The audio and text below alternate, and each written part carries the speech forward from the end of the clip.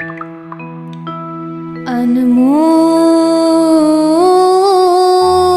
वचन। गुरु प्यारी खालसा साध संगत जी, वाहिगुरु जी का खालसा, वाहिगुरु जी की फतेह। गुरु नानक साहब महाराज तीसरी उदासी समय पश्चिम वाले पासे नूं गए, जिथे सतगुरु साहब जी ने सज्जन ठग वर्गे लोगों का पारे उतारा किया, उन्हां दा उद्धार किया। इस तो अगलेरे गुरु नानक साहब महाराज इस्लाम धर्म के सब तो वड्डे केंद्र मक्के दे विच गए। मक्का इस्लाम का सब तो वड्डा धर्म का केंद्र है और ये बहुत पुराने समय तो चलिया आउंदा है। मन्निया जाता है कि हज़रत आदम ने इस नूं बनाया, हज़रत नूह ने इस नूं फिर दोबारा बनाया, हज़रत मुहम्मद साहब ने भी इसकी दोबारा उसारी करवाई। हज़रत मुहम्मद साहब इस मक्का उस शहर का नाम है, उस जगह के उपर जिहड़ा पवित्र स्थान उन्होंने काबा कहा जाता है। बिल्कुल इस तरह के नाल जिवें अमृतसर शहर का नाम है, श्री दरबार साहब हरमंदर साहब उस पवित्र स्थान का नाम है।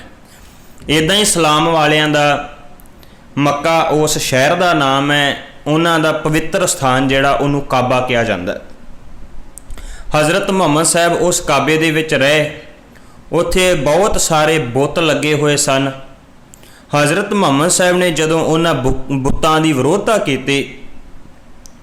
ते उस वक्त उन्हां दी बहुत सारी विरोधता हुई, उन्हां नूं वो काबा छड्ड के मदीने की धरती ते जाना पिया। फिर मदीने वालियां ने हज़रत मुहम्मद साहब ते हमला किया। मदीने की धरती के उपर इन्हां मक्के वालियां ने जदों हमला किया और उहदे विच वो मक्के वाले हार गए, हज़रत मुहम्मद साहब की जित हो गई। फिर हज़रत मुहम्मद साहब ने 10,000 मुसलमान पाव अपने पैरोकारां नाल लैके मक्के की धरती ते हमला किया ते मक्के की धरती ते हमला करके उन्हां नूं जित लिया। जितन तो बाद हज़रत मुहम्मद साहब ने काबे दे विच लगे हुए 360 बुत जिहड़े है उन्हां नूं तोड़ के बाहर सुट दिता ते हज़रत मुहम्मद साहब ने कहा हुण ये काबा पवित्र हो गया, हुण ये बुतखाना नहीं रहा, ये हुण खुदा दा घर बन गया है। फिर उस काबे वाले पासे नूं मूँह करके नमाज पढ़ी गई और हज़रत मुहम्मद साहब ने कहा तुसीं इहदे वल नूं मूँह करके नमाज पढ़ सकते हो। उदों तो इस्लाम दे विच एक रीति बन गई कि खुदा जिहड़ा वो मक्के की धरती ते रहिंदा, काबे दे विच रहिंदा है। इस नूं गुरबाणी दे विच भी जिक्र किया गया है कि एक वो लोग है जिहड़े सनातन मत वाले है, जिहड़े कहिंदे कि रब जगन्नाथपुरी दे विच जां रब जिहड़ा वो पूर्ब वाले पासे रहिंदा है। एक वो इस्लाम वाले लोग है जिहड़े कहिंदे कि रब जिहड़ा पश्चिम वाले पासे रहिंदा है। इन्हां दोनों का जिक्र करदिआं भगत कबीर साहब ने कहा, कहंदे दखण देश हरि का बासा, पश्चिम अल्लाह मुकामा। भाव सनातन मत वाले कहंदे दखण दे विच रब रहिंदा है ते इस्लाम वाले कहंदे पश्चिम विच रब रहिंदा है। ते बाबा कबीर साहब नूं कहना पिया दिल में खोज दिलै दिल खोजो यही ठौर मुकामा। रब किसी वखरी दिशा वाले पासे किसी वखरे थां दे उपर नहीं रहिंदा, रब जिहड़ा है वो हर थां दे उपर विराजमान है, भाव मनुख दे हिरदे दे विच भी रहिंदा है। इस्लाम नूं इस गल दा बहुत वड्डा भुलेखा है कि रब केवल ते केवल मक्के की धरती ते रहिंदा है और हरेक मुसलमान जिहड़ा है वो उस मक्के की धरती ते हज करन वास्ते जांदा है और मक्के की धरती ते केवल मुसलमान ही जा सकता है, कोई गैर मुसलमान उत्थे नहीं जा सकता। गुरु नानक साहब महाराज बड़ी बहादरी दे नाल बड़ी जुरत दे नाल सतगुरु गुरु नानक साहब महाराज मक्के की धरती वाले पासे नूं गए, कारण उन्हां लोकां नूं सच दा उपदेश देण वास्ते। भाई गुरदास साहब जी ने अपनियां वारां दे विच जिक्र करदिआं कहा, बाबा फिर मक्के गया नील बस्तर धारे बनवारी, आसा हथ किताब कश कूंजा बांग मुसल्ला धारी। ਜਿਹਦਾ ਭਾਵ ਹੈ ਕਿ ਗੁਰੂ ਨਾਨਕ ਸਾਹਿਬ ਮਹਾਰਾਜ ਜਦੋਂ ਪੂਰਬ ਵਾਲੇ ਪਾਸੇ ਨੂੰ ਭਾਵ ਸਨਾਤਨ ਮਤ ਦੇ ਤੀਰਥ ਸਥਾਨਾਂ ਦੇ ਉੱਪਰ ਗਏ ਸੀ, ਉਦੋਂ ਸਤਿਗੁਰੂ ਨੇ ਉਦੋਂ ਦਾ ਲਿਬਾਸ ਧਾਰਨ ਕਰ ਲਿਆ, ਭਾਵ ਜੋਗੀਆਂ ਵਾਲੇ ਗੇਰੂ ਰੰਗ ਦੇ ਸਾਧਾਂ ਵਾਲੇ ਕੱਪੜੇ ਪਾਲੇ। ਤੇ ਜਦੋਂ ਗੁਰੂ ਨਾਨਕ ਸਾਹਿਬ ਮਹਾਰਾਜ ਇਸਲਾਮ ਵਾਲੇ ਪਾਸੇ ਨੂੰ ਗਏ ਤੇ ਇਸਲਾਮ ਦੇ ਜਿੱਦਾਂ ਦੇ ਕੱਪੜੇ ਸੀ ਉਦਾਂ ਦੇ ਪਾਲੇ। ਭਾਈ ਗੁਰਦਾਸ ਸਾਹਿਬ ਕਹਿੰਦੇ ਆਸਾ ਹੱਥ ਕਿਤਾਬ ਕਸ਼। ਗੁਰੂ ਨਾਨਕ ਸਾਹਿਬ ਮਹਾਰਾਜ ਜੀ ਦੇ ਹੱਥ ਦੇ ਵਿੱਚ ਡੰਡਾ ਹੈ ਤੇ ਕਿਤਾਬ ਕਸ਼, ਕਿਤਾਬ ਦਾ ਭਾਵ ਹੁੰਦਾ ਹੈ ਇਸਲਾਮ ਦੇ ਵਿੱਚ ਕਿਤਾਬ ਪਵਿੱਤਰ ਗ੍ਰੰਥ ਨੂੰ ਕਿਹਾ ਜਾਂਦਾ ਹੈ, ਭਾਵ ਉਹਨਾਂ ਦੇ ਕੋਲ ਗੁਰਬਾਣੀ ਦੀ ਉਹ ਜਿਹੜੀ ਪਵਿੱਤਰ ਪੋਥੀ ਹੈ ਜਿਹਦੇ ਵਿੱਚ ਉਹਨਾਂ ਨੇ ਭਗਤ ਸਾਹਿਬਾਨਾਂ ਦੀ ਜਾਂ ਆਪਣੀ ਉਚਾਰਨ ਕੀਤੀ ਹੋਈ ਪਾਵਨ ਪਵਿੱਤਰ ਗੁਰਬਾਣੀ ਨੂੰ ਲਿਖਿਆ ਹੋਇਆ ਹੈ। ਭਾਈ ਗੁਰਦਾਸ ਸਾਹਿਬ ਕਹਿੰਦੇ ਗੁਰੂ ਨਾਨਕ ਸਾਹਿਬ ਮਹਾਰਾਜ ਉਸ ਮੱਕੇ ਦੀ ਧਰਤੀ ਵਾਲੇ ਪਾਸੇ ਨੂੰ ਗਏ। ਬਹੁਤ ਸਾਰੇ ਹਾਜ਼ੀ ਕਾਜ਼ੀ ਤੇ ਬਹੁਤ ਸਾਰੇ ਲੋਕ ਜਿਹੜੇ ਨੇ ਉਸ ਮੱਕੇ ਦੀ ਧਰਤੀ ਦੇ ਉੱਪਰ ਹਜ ਕਰਨ ਵਾਸਤੇ ਗਏ ਹੋਏ ਸਨ।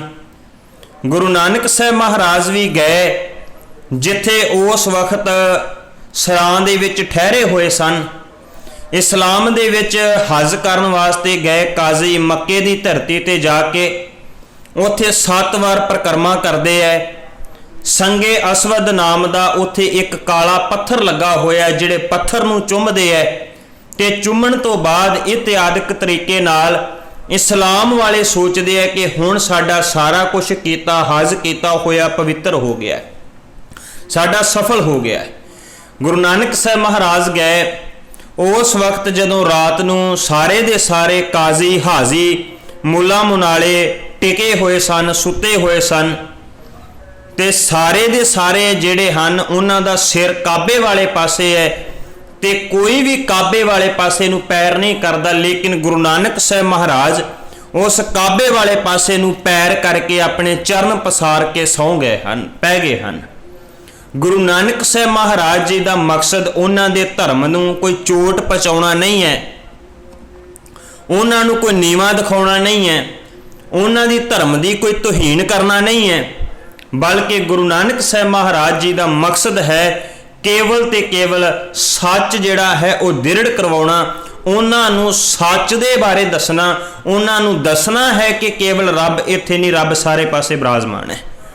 ਜਦੋਂ ਗੁਰੂ ਨਾਨਕ ਸਾਹਿਬ ਮਹਾਰਾਜ ਰਾਤ ਨੂੰ ਪਏ ਹਨ, ਭਾਈ ਗੁਰਦਾਸ ਸਾਹਿਬ ਕਹਿੰਦੇ ਨੇ ਬੈਠਾ ਜਾਏ ਮਸੀਤ ਵਿੱਚ ਜਿੱਥੇ ਹਾਜੀਆਂ ਹੱਜ ਗੁਜ਼ਾਰੀ, ਜਾ ਬਾਬਾ ਸੁੱਤਾ ਰਾਤ ਨੂੰ ਵੱਲ ਮਹਿਰਾਬੇ ਪਾਏ ਪਸਾਰੀ। ਗੁਰੂ ਨਾਨਕ ਸਾਹਿਬ ਮਹਾਰਾਜ ਆਪਣੇ ਮੁਬਾਰਕ ਚਰਨ ਉਸ ਕਾਬੇ ਵਾਲੇ ਪਾਸੇ ਨੂੰ ਪਸਾਰ ਕੇ ਤੇ ਸੌਂਗੇ।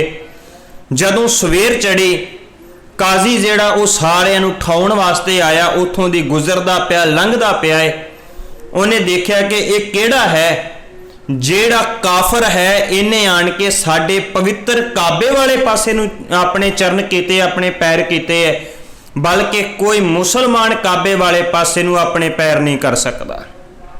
ਉਸ ਵਕਤ ਭਾਈ ਗੁਰਦਾਸ ਸਾਹਿਬ ਕਹਿੰਦੇ ਨੇ ਜੀਵਨ ਮਾਰੀ ਲਾਤ ਦੀ, ਕਿਹੜਾ ਸੁੱਤਾ ਕੁਫਰ ਕੁਫਾਰੀ। ਉਹਨੇ ਕਿਹਾ ਤੂੰ ਕਿਹੜਾ ਕਾਫਰ ਹੈ, ਤੇ ਬਹੁਤ ਜ਼ੋਰ ਦੀ ਗੁਰੂ ਨਾਨਕ ਸਾਹਿਬ ਮਹਾਰਾਜ ਨੂੰ ਲੱਤ ਮਾਰੀ। ਕਹਿੰਦਾ ਹੈ ਕਾਫਰ ਹੋ ਸਕਦਾ ਹੈ, ਮੁਸਲਮਾਨ ਨਹੀਂ ਹੋ ਸਕਦਾ, ਭਾਵ ਇਸਲਾਮ ਵਾਲੇ ਮੁਸਲਮਾਨ ਤੋਂ ਬਿਨਾਂ ਬਾਕੀ ਜਿੰਨੇ ਲੋਕ ਹੈ ਉਹਨਾਂ ਨੂੰ ਕਾਫਰ ਕਹਿੰਦੇ ਹੈ। ਕਹਿੰਦੇ ਕਾਫਰ ਹੋ ਸਕਦਾ, ਇਹ ਮੁਸਲਮਾਨ ਨਹੀਂ ਹੋ ਸਕਦਾ ਜਿਹੜਾ ਪਵਿੱਤਰ ਕਾਬੇ ਵਾਲੇ ਪਾਸੇ ਨੂੰ ਆਪਣੇ ਪੈਰ ਕਰਦਾ ਹੈ। ਉਹਨੇ ਗੁਰੂ ਨਾਨਕ ਸਾਹਿਬ ਮਹਾਰਾਜ ਨੂੰ ਲੱਤ ਮਾਰ ਕੇ ਆਖਿਆ ਤੂੰ ਕੌਣ ਹੈ? ਗੁਰੂ ਨਾਨਕ ਸਾਹਿਬ ਮਹਾਰਾਜ ਕਹਿੰਦੇ ਕਿ ਲੱਤ ਕਿਉਂ ਮਾਰਦੇ ਹੋ, ਕੀ ਕਾਰਨ ਹੈ? ਕਹਿੰਦਾ ਤੁਸੀਂ ਸਾਡੇ ਕਾਬੇ ਵਾਲੇ ਪਾਸੇ ਨੂੰ ਆਪਣੇ ਪੈਰ ਕੀਤੇ। ਮਹਾਰਾਜ ਨੇ ਮੁਬਾਰਕ ਬਚਨ ਕਹਿੰਦਿਆਂ ਕਿਹਾ ਕਿ ਕਾਜ਼ੀ ਲੱਤਾਂ ਕਿਉਂ ਮਾਰਦੇ ਹੋ, ਜਿੱਧਰ ਰੱਬ ਨਹੀਂ ਹੈ, ਜਿੱਧਰ ਖੁਦਾ ਦਾ ਘਰ ਨਹੀਂ ਹੈ, ਮੇਰੇ ਪੈਰ ਤੂੰ ਉਸ ਪਾਸੇ ਨੂੰ ਕਰ ਦੇ। ਇਹ ਬੜੀ ਇੱਕ ਰਮਜ਼ਦਾਰ ਬੁਝਾਰਤ ਸੀ, ਬਹੁਤ ਵੱਡਾ ਸਵਾਲ ਸੀ ਜਿਹੜਾ ਗੁਰੂ ਨਾਨਕ ਸਾਹਿਬ ਮਹਾਰਾਜ ਨੇ ਖੜਾ ਕਰ ਦਿੱਤਾ। ਮਹਾਰਾਜ ਕਹਿੰਦੇ ਮੇਰੇ ਚਰਨ ਉਧਰ ਕਰ ਦੇ, ਮੇਰੇ ਪੈਰ ਉਧਰ ਕਰ ਦੇ, ਜਿੱਧਰ ਖੁਦਾ ਦਾ ਘਰ ਨਹੀਂ ਹੈ। ਕੀ ਕਵੇ ਇੱਕ ਕਾਜ਼ੀ ਜਿਹੜਾ ਖੁਦ ਧਰਮ ਦਾ ਗਿਆਤਾ ਹੋਵੇ ਕਿ ਰੱਬ ਕਿੱਧਰ ਨਹੀਂ ਹੈ। ਉਹ ਜੀਵਨ ਉਸੇ ਵੇਲੇ ਦੌੜਿਆ ਤੇ ਦੌੜਿਆ ਹੋਇਆ ਆਪਣੇ ਵੱਡੇ ਕਾਜ਼ੀਆਂ ਦੇ ਵੱਲ ਗਿਆ। ਉਹਨਾਂ ਨੂੰ ਜਾ ਕੇ ਦੱਸਿਆ ਕੋਈ ਐਸਾ ਫਕੀਰ ਆਇਆ ਹੈ ਜਿਹਨੇ ਸਵਾਲ ਖੜਾ ਕਰ ਦਿੱਤਾ ਰੱਬ ਕਿੱਧਰ ਨਹੀਂ ਹੈ। ਤੇ ਸੱਚ ਇਹ ਸੀ ਗੁਰੂ ਨਾਨਕ ਸਾਹਿਬ ਮਹਾਰਾਜ ਨੇ ਉਹਨਾਂ ਸਾਰਿਆਂ ਨੂੰ ਗਿਆਨ ਕਰਾ ਕੇ ਰੱਖ ਦਿੱਤਾ। ਸਾਰੇ ਪਾਸੇ ਰੱਬ ਹੈ। ਭਾਈ ਗੁਰਦਾਸ ਸਾਹਿਬ ਕਹਿੰਦੇ ਨੇ ਜਦੋਂ ਗੁਰੂ ਨਾਨਕ ਸਾਹਿਬ ਮਹਾਰਾਜ ਨੇ ਇਹ ਸੱਚ ਦਾ ਉਪਦੇਸ਼ ਦਿੱਤਾ, ਕਹਿੰਦੇ ਨੇ ਟਾਂਗੋਂ ਪਕੜ ਘਸੀਟਿਆ ਫੇਰਿਆ ਮੱਕਾ ਕਲਾ ਦੁਖਾਰੀ। ਗੁਰੂ ਨਾਨਕ ਸਾਹਿਬ ਮਹਾਰਾਜ ਨੇ ਸੱਚ ਹੈ ਉਹਨਾਂ ਕਾਜ਼ੀਆਂ ਨੂੰ ਉਹਨਾਂ ਹਾਜ਼ੀਆਂ ਨੂੰ ਸਾਰੇ ਪਾਸੇ ਰੱਬ ਦਿਖਾ ਦਿੱਤਾ, ਸਾਰੇ ਪਾਸੇ ਪ੍ਰਮਾਤਮਾ ਦਿਖਾ ਦਿੱਤਾ। ਮੈਨੂੰ ਖਿਮਾ ਕਰਿਓ, ਗੁਰੂ ਨਾਨਕ ਸਾਹਿਬ ਮਹਾਰਾਜ ਜੀ ਦਾ ਮਕਸਦ ਹੀ ਇਹ ਸੀ, ਬਾਬਾ ਆਇਆ ਹੀ ਇਸੇ ਵਾਸਤੇ ਸੀ। ਭਾਈ ਗੁਰਦਾਸ ਸਾਹਿਬ ਕਹਿੰਦੇ ਪਾਰ ਬ੍ਰਹਮ ਪੂਰਨ ਬ੍ਰਹਮ ਕਲਯੁਗ ਅੰਦਰ ਇੱਕ ਦਿਖਾਇਆ। ਗੁਰੂ ਨਾਨਕ ਸਾਹਿਬ ਮਹਾਰਾਜ ਪਰਮਾਤਮਾ ਸਾਰਿਆਂ ਦੇ ਵਿੱਚ ਬਿਰਾਜਮਾਨ ਹੈ ਔਰ ਸਾਰੇ ਪਾਸੇ ਪਰਮਾਤਮਾ ਹੈ, ਇਹ ਦਿਖਾਉਣ ਵਾਸਤੇ ਹੀ ਧਰਤੀ ਦੇ ਉੱਪਰ ਆਏ ਸਨ। ਤੇ ਗੁਰੂ ਨਾਨਕ ਸਾਹਿਬ ਮਹਾਰਾਜ ਨੇ ਦਿਖਾਇਆ। ਪਵਿੱਤਰ ਗੁਰਬਾਣੀ ਦੇ ਵਿੱਚ ਆਪਾਂ ਮੁਬਾਰਕ ਬਚਨ ਪੜ੍ਹਦੇ ਹਾਂ।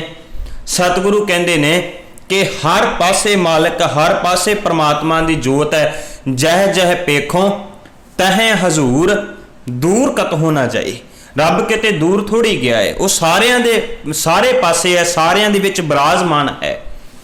ਤੇ ਸਤਿਗੁਰੂ ਗੁਰੂ ਗ੍ਰੰਥ ਸਾਹਿਬ ਜੀ ਦੀ ਪਵਿੱਤਰ ਗੁਰਬਾਣੀ ਨੇ ਕਿਹਾ ਰੱਬ ਕਿਵੇਂ ਸਾਰੇ ਪਾਸੇ ਹੈ? ਉਹ ਕਹਿੰਦੇ ਬਿਲਕੁਲ ਇਵੇਂ ਸਾਰੇ ਪਾਸੇ ਹੈ ਜਿਵੇਂ ਸਾਰੀ ਲੱਕੜ ਦੇ ਵਿੱਚ ਅੱਗ ਹੁੰਦੀ ਹੈ, ਪਰ ਉਹ ਅੱਗ ਕਿਸੇ ਨੂੰ ਨਜ਼ਰ ਨਹੀਂ ਆਉਂਦੀ। ਅੱਗ ਨੂੰ ਨਜ਼ਰ ਲਿਆਉਣ ਵਾਸਤੇ ਉਹਨੂੰ ਬਾਹਰੋਂ ਅੱਗ ਲਾਉਣੀ ਪੈਂਦੀ ਹੈ, ਬਾਕੀ ਅੱਗ ਆਪਣੇ ਆਪ ਵਿੱਚੋਂ ਪ੍ਰਗਟ ਹੋ ਜਾਂਦੀ ਹੈ। ਸਤਿਗੁਰੂ ਗੁਰੂ ਗ੍ਰੰਥ ਸਾਹਿਬ ਕਹਿੰਦੇ ਨੇ ਜਿਵੇਂ ਦੁੱਧ ਦੇ ਵਿੱਚ ਘਿਓ ਹੈ ਪਰ ਨਜ਼ਰ ਨਹੀਂ ਆਉਂਦਾ, ਉਹਨੂੰ ਰਿੜਕਣਾ ਪੈਂਦਾ ਹੈ, ਇਵੇਂ ਸਾਰਿਆਂ ਦੇ ਵਿੱਚ ਪ੍ਰਮਾਤਮਾ ਦੀ ਰੱਬ ਦੀ ਜੋਤ ਹੈ। ਸੱਚ ਇਹ ਸਤਿਗੁਰੂ ਗੁਰੂ ਅਰਜਨ ਸਾਹਿਬ ਮਹਾਰਾਜ ਦਾ ਮੁਬਾਰਕ ਬਚਨ ਹੈ, ਸਗਲ ਬਨਸਪਤ ਮਾਹੇ ਬੈ ਸੰਤਰ ਸਗਲ ਦੂਧ ਮੈਂ ਘੀਆ ਊਚ ਨੀਚ ਮਹਿ ਜੋਤ ਸਮਾਣੀ ਘਟ ਘਟ ਮਾਧੋ ਜੀਆ। ਰੱਬ ਸਾਰੇ ਪਾਸੇ ਹੈ। ਸਤਿਗੁਰ ਦੀ ਪਵਿੱਤਰ ਗੁਰਬਾਣੀ ਦਾ ਮੁਬਾਰਕ ਬੋਲ ਹੈ ਜਲ ਥਲ ਮਹੀਲ ਪੂਰਿਆ ਰਵਿਆ ਵਿੱਚ ਵਣਾ। ਰੱਬ ਜਲ ਵਿੱਚ ਵੀ, ਰੱਬ ਥਲ ਵਿੱਚ ਵੀ, ਸਾਰੇ ਪਾਸੇ ਪ੍ਰਮਾਤਮਾ ਦੀ ਜੋਤ ਹੈ। ਕੋਈ ਐਸੀ ਦਸ਼ਾ ਨਹੀਂ ਹੈ ਜਿੱਧਰ ਰੱਬ ਦੀ ਜੋਤ ਨਹੀਂ ਹੈ।